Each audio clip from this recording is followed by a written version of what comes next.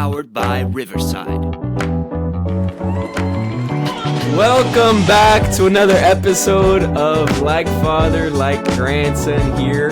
And I'm joined here by my two special guests. My father, Leo, my grandpa, Giancarlo. Grandpa was out a couple months traveling the world, sailing like a rock star. And but now we're back in action. And welcome back, Grandpa. Welcome back, Dad. Grandpa, how was your crazy travels?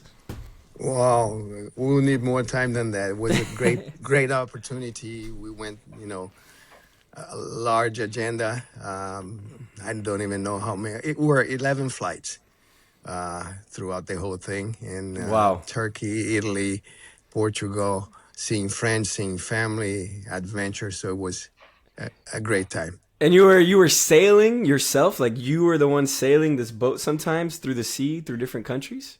I usually do, but this time it were for couples. And we had the opportunity to have actually 5 boats with 4 couples per boat sailing. So it was a kind of a flotilla, we call it. So we choose where to go, when to go. And at this time, because of the amount of people and boats involved, we hired a captain. So I Got it. could have more free time to enjoy my friends and my guests, and I wouldn't have the task of, running the boat and anchoring and mooring and a lot of work to do with that. So I ran away from that this time. I usually Okay. do it.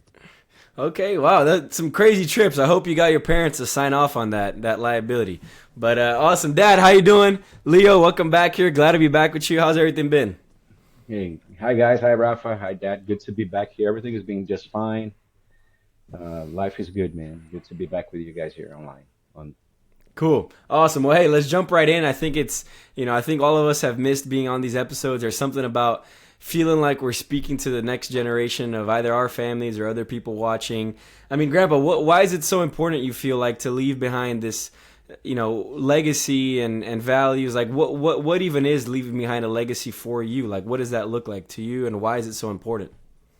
Well, because I think one of the most important things that we can make throughout our lives, and it might define, if we're happy or not, when it's time to measure it, is to better the world. Everybody is worried about warming, climate warming, or pollution, or plastics, or this or that. Many people are concerned with the world that they're going to leave for their children. I'm not. I'm way more, and I think everybody should be way more concerned with the children that we're going to leave for the future of the world. So leaving a way or helping somehow future generations to perform at their best and find their best and be happy throughout their life. It's the best way to make a better world. So that's Awesome. the way I see it. That's a great line right there. Not worried about the world we're leaving behind for our children, but the children we're leaving behind for the world. That's awesome. That's awesome. And Leo, I think soon, or Dad, I guess it's kind of weird to call you Leo, but I think it's cool to see, like, I mean, in my personal plans, right, in these next coming years, hopefully in the next 4 years or so, I'll bring in another generation of Zanolinis to come, and now you'll be a grandpa, great grandpa will be a great grandpa. But how is how does that mean to you, Dad, about also preserving these values and passing them on, and then seeing them pass on through generations to come? it's everything, right? It's one of our main missions, I suppose, in the world. Imagine if nobody intended to do that, to have children and try to make those children's, good contributors to mankind, and the world would come to an end, wouldn't it? At one Hmm. point, the demographic curve would come to zero.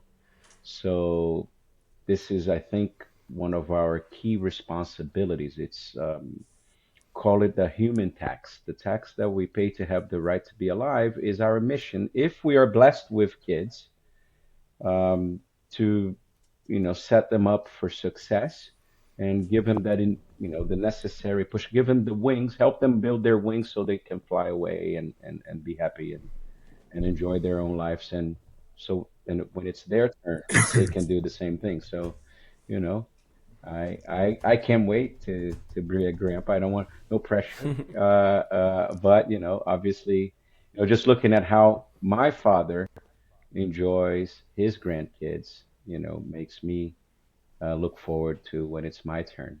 So absolutely, it's That's awesome. awesome.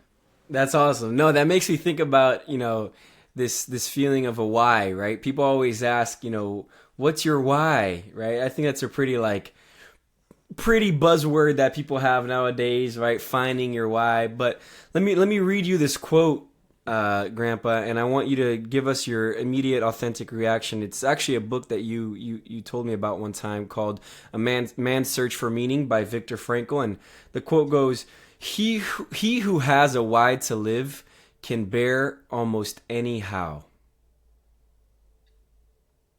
What are your thoughts on that? Oh, I think it's absolutely right. I think everyone should read that book. It's a really heavy book, so to speak.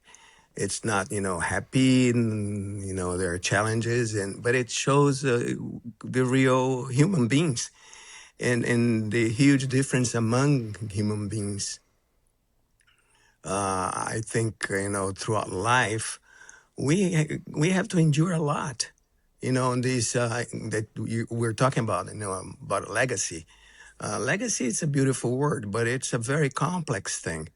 It pass, nobody can help anybody if they're not, safe.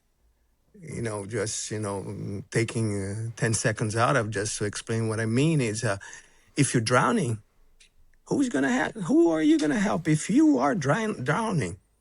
You got to be able to swim in order to try to save somebody on a sinking boat. You cannot be drowning. So first challenge that we tried, to pass on to future generation, it happened through your father, and I'm very happy to see it through you, is to be self-sufficient, is to be, happy with who you are and your capacity of self-sustaining. Hmm. And then beyond that point, and that takes time and that takes a lot of work. And there are tons of talent, and you're never sure about it. Never. You never know if you're going to succeed or not. You're always questioning it, but you push through. And that why, a strong why, you got to have something that pulls you forward, even when you're dying to, to stop and rest. So it's perfect. For me, it's absolutely perfect. And the more everyone is aware of it, the better off all of us will be in the future. That's that's extremely a deep and profound way to put because the book, right, it talks about suffering and how suffering should be used and people should endure suffering, and how can we actually use it to spin it as a positive, right? Suffering is a part of life, instead of looking at it as if it's something that you're victimized from, right? And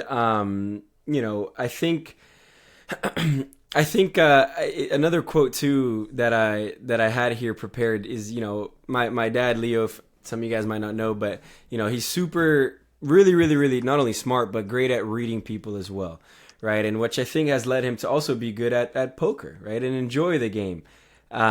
So there's this there's this quote here that about poker that I wanted you to expand on and hear what you have to say, right? Life in part is like a poker game, wherein you have to learn to quit sometimes when holding a much loved hand. You must learn to handle mistakes and new facts that change the odds. What are your thoughts on that, Leo? You're muted. You're muted, by the way.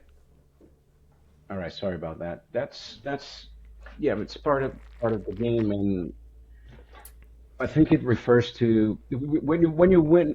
To have a good hand is not enough to win in poker. You have to either have a good hand that is better than their opponent's hand, because where you lose the most is when you have a very good hand, but the other person has a better hand than yours. That's when you lose the most. Mm-hmm. Or you find a way to get somebody to let go their hand that is better than yours.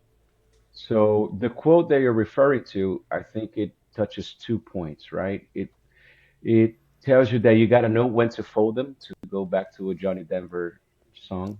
Yeah, Uh, yeah, yeah, you so got you that's know the what I first mean. part of her quote. So sometimes, no matter how good your hand is, you there are times that you have to fold it and cut bait, right? Let Hmm. go, separation moment, and sometimes in life is like that, right?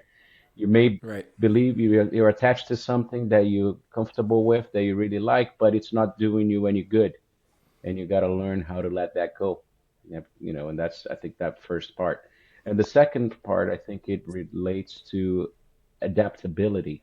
Circumstances change, and something that felt like the right thing at the a moment ago may no longer be ideal or good. So Mm. understand that circumstances have changed, and that what used to be a great situation, it may have changed now with the next thing that appeared. So to give you an example, right? We're to talk about poker. I don't know people looking at this and understand poker, but let's say on the flop you have top two pair, and you have the best hand, but there is, you bet the person calls, and there is an open ender, a possible straight draw, or two cards to a flush there, and then the turn is the card that completes the flush and the straight. How good is your two pair now? So what did that person call you with? So most likely, there's a very good chance that your two pair now is way behind with one card to come. So if you bet again your two pair and that person moves all in, when the flush and the straight complete, how good is your two pair? Hmm. Circumstances have changed. So for you to be attached, no, but I have to pair. I can't fold to pair. Well, circumstances have changed, and the person is now telling you that they have you beat. Are you gonna stick with your two pair and try to hit a full house? I guess when the odds are Right. not there. So anyway, I think those quotes have to do with that. So we can go into these.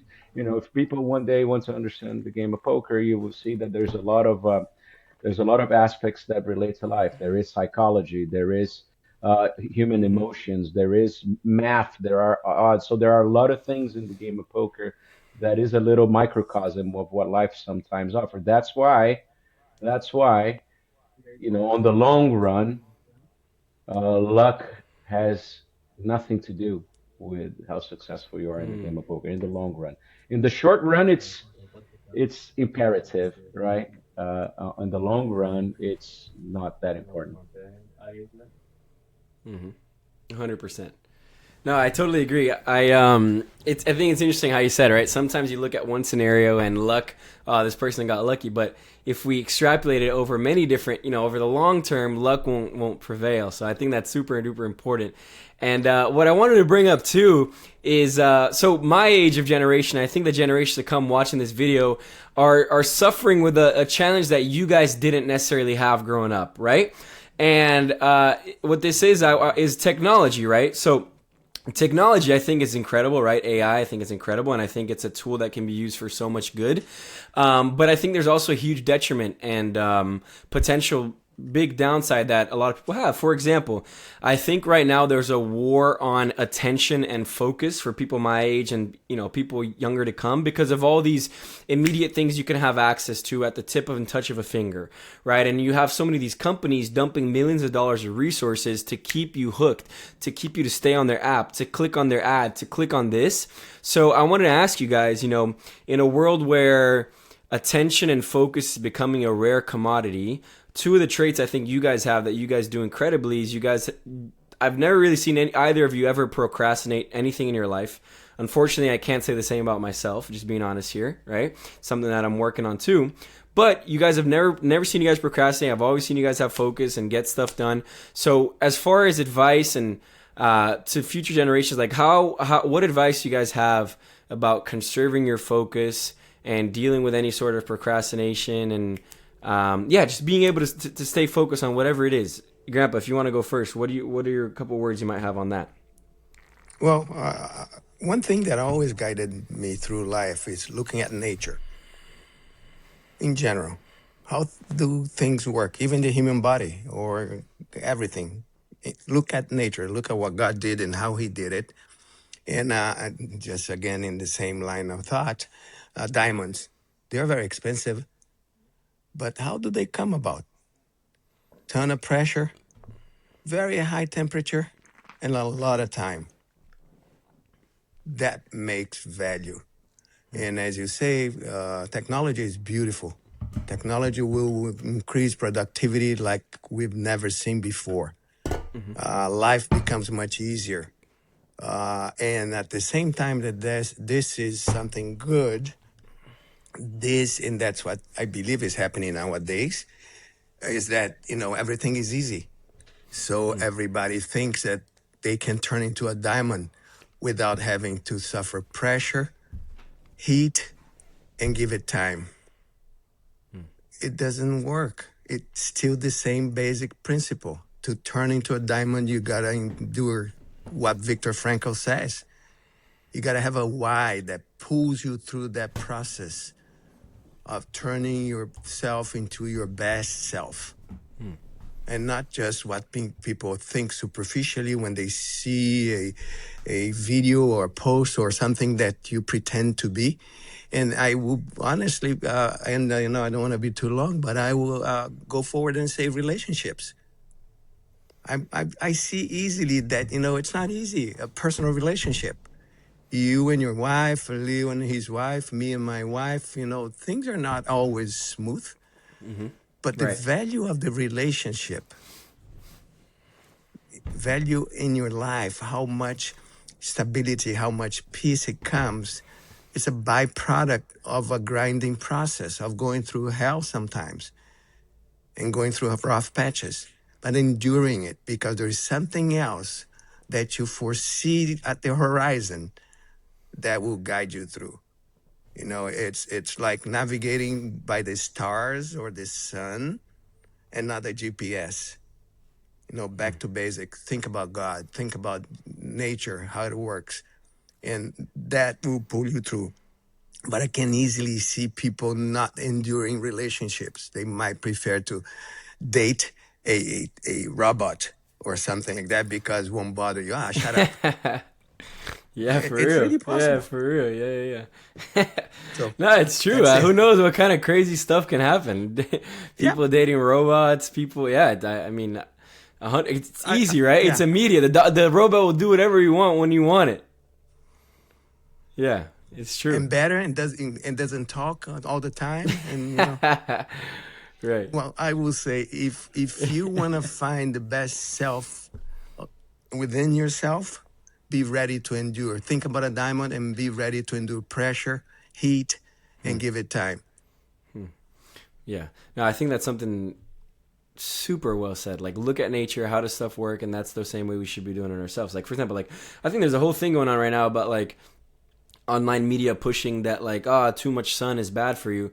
But I don't agree with that. Like, I mean, like you mentioned, like trees, that's how they grow. Like, how are you going to tell me that the sun that gives the world life is bad for you and I should be putting an artificially induced chemical on my body to block the thing that I'm not saying that you shouldn't wear sunscreen, but it's just food for thought, right? Like Common people, sense. Common yeah, it's sense. crazy. It's crazy. It's crazy. Or like, anyways. I totally agree. Leo, do you have anything to add on that? Because I mean, you're always crazy good at getting shit done.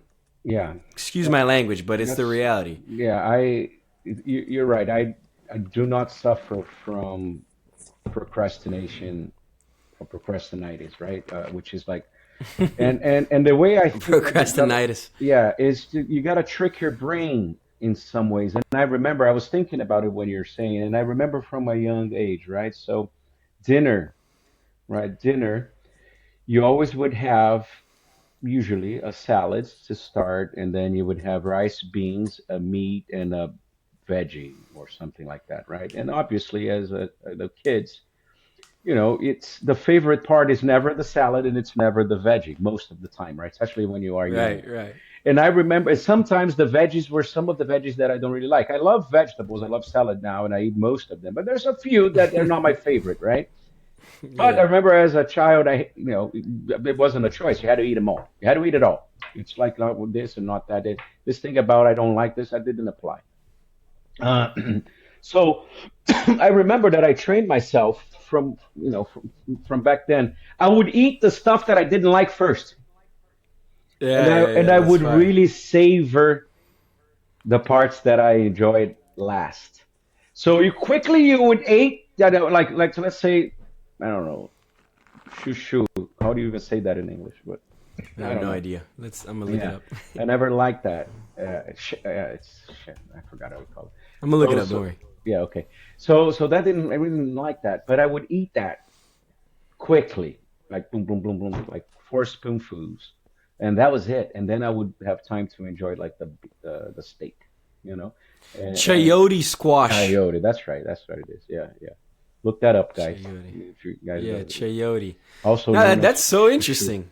So I would do that. I remember That's doing. yeah. That's right. The other thing that I've always done, and I remember this as far as I can remember, I had this habit, which is doing to-do lists.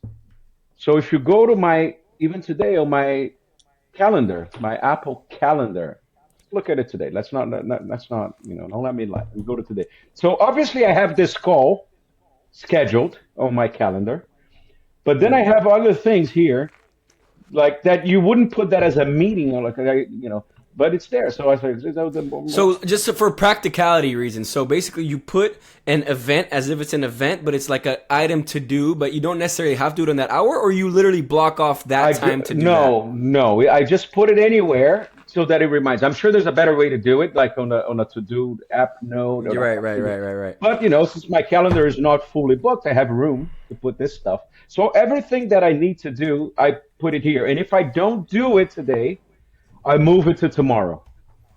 So and if it's 2 or 3 days that this thing's staring me on the face, I'm not going to delete it if I know I have to do it. So I just go ahead and do it. So I trick my brain into having a pleasure into either checking something off a list or deleting Got it. something that I've done. So that gives me a little bit of a. So my dopamine hit Comes is from by getting stuff done. crossing something off or Nice. Yeah, yeah, that deleting makes it. sense. And it's somehow it's pleasurable. It's pleasurable to do No, I that, hear you. I hear you. right? And That's interesting. you, not that I haven't done it, but I didn't have that necessary habit. And maybe I was fortunate enough in the past to not having to do it myself, but obviously not the case now when, in the US it's a little different. But you told me a couple of years ago or so even more, that you would always make your own bed in the morning, and that was your way to kind of set you It's up in true. the good mindset. And I know that your mom and I that we didn't for many years we didn't have that habit. And let's be honest, why we didn't have that habit? Because especially in Asia, we had help, right?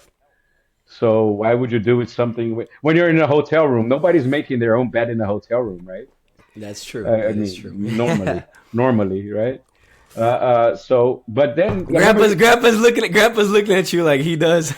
maybe he makes his bed in the hotel room. I don't know. 1%. I get it. I don't. I get it. Yeah, Yeah, I get what yeah. you're saying. But I remember you saying that one day. You said it. You inspired your mom and I. And I'll tell you what, that's something that became a routine.